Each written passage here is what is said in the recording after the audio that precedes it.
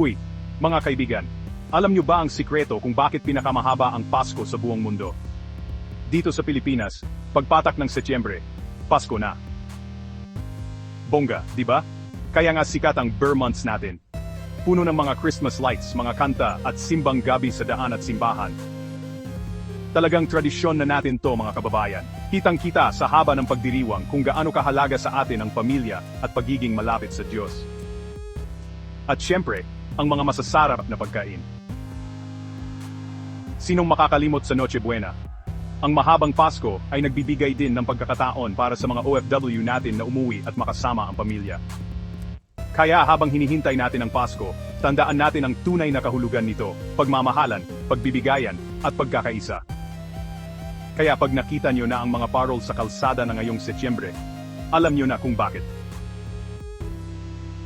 Maligayang Pasko sa inyong lahat.